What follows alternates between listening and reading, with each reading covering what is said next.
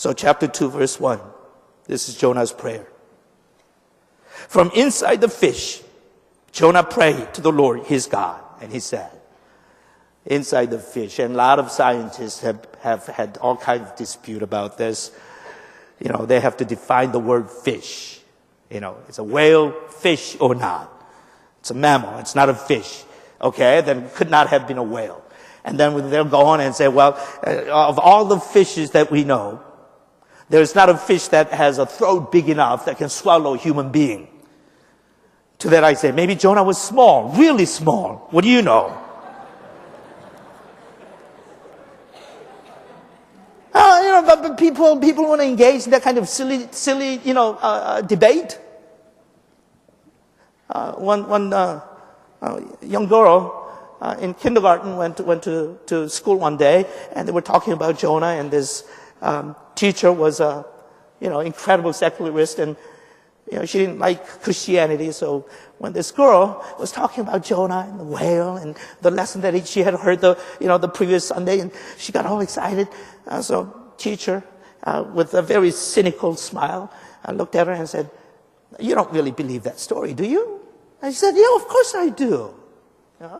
And she began on this whole thing about there couldn't be a fish that, that never exists before, and it doesn't exist, and there's no such a thing, and whale is a whale, but even, big whale will have a hard time swallowing human being, entirely, and all that. And she just got very upset. This little girl, what are you're destroying my faith.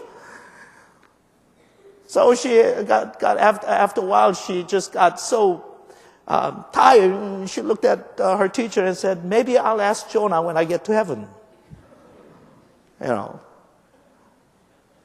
And the teacher couldn't take that, so teacher turned around and said, "What if Jonah went to hell?" Talking about destroying a little girl's faith. She said, "What about if Jonah went to hell?" And the little girl turned around and said, "Then you ask him."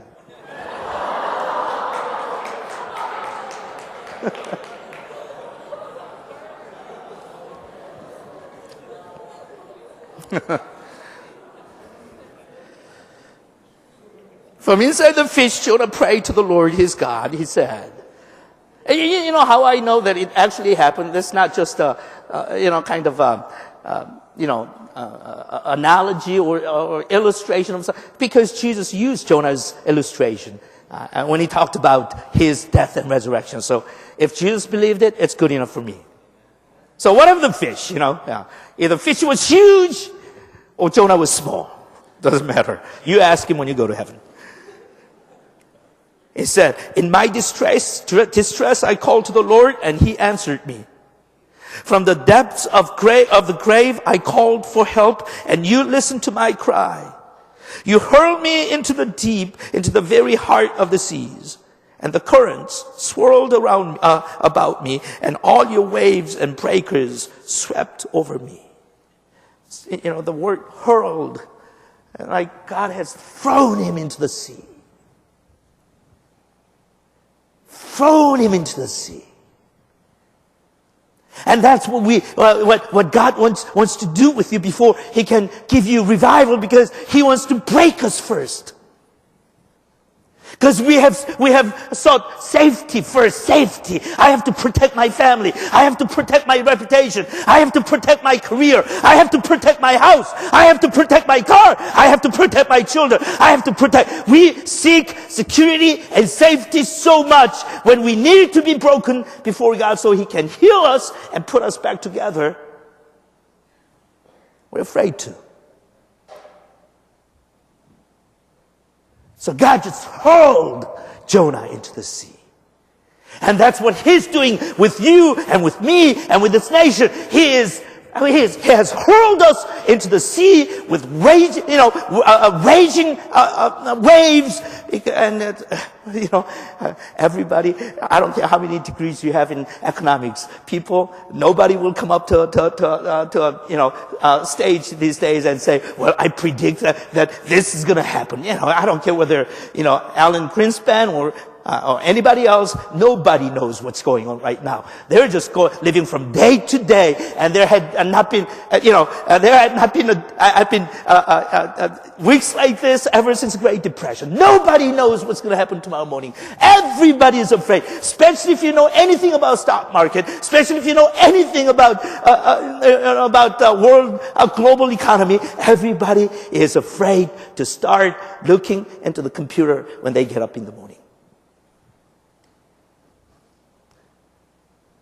God has hurled us into the raging sea. Now, some will survive, some won't make it. But how about you? How about you? Will you make it? So I'm saying, if I'm going to be in dire situation like that, might as well volunteer to be thrown into the sea. Why wait? Oh, Lord, I surrender. I'm helpless. There's nothing I can do. To this day, I thought I had a little bit of strength and capability. I denounce it. I walk away from it. Against this raging sea, there's nothing I can do. And I'm going to die anyway, so throw me. It didn't take a lot of courage for Job to volunteer. Throw me down, throw me down. Why? Well, it looked like everybody's going to die anyway. So, when we worship and pray after my message, this would be a good exercise. Hey, God, throw me down, throw me down. I want to go first. Might as well.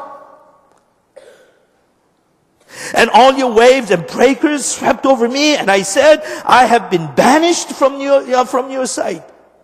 Yet I will look again toward your holy temple. The engulfing waters threatened me, and deep surrounded me, and seaweed was wrapped around my head. Boy, good thing he wasn't a Korean, because we would have made seaweed soup and eat it. In fact, I had seaweed soup this afternoon.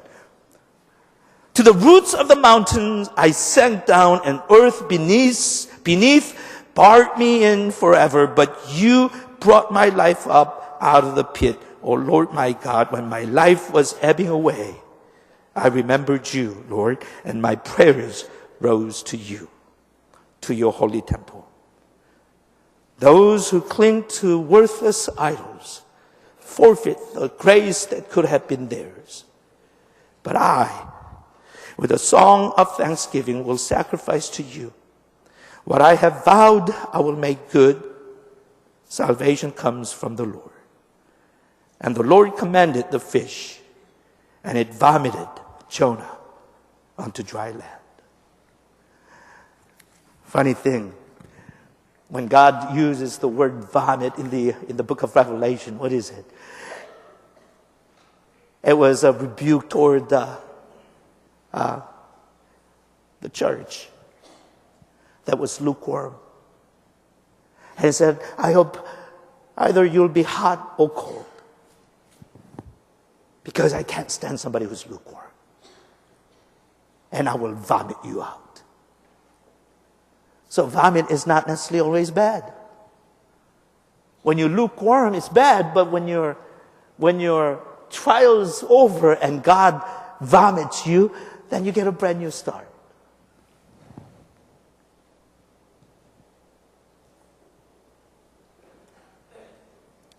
And Jonah gets a second chance because he understood and he repented. In original language Greek, the word sin means, you have heard this many times before, missing the mark. As I said, it's not, all about the dirty laundry list. It's not about adultery, lies, and gossip, and all these things that you have done. I don't mean that these are not important to God, or he doesn't care. He cares, but what he really wants is for us that have missed the mark to realize that we are running away from God.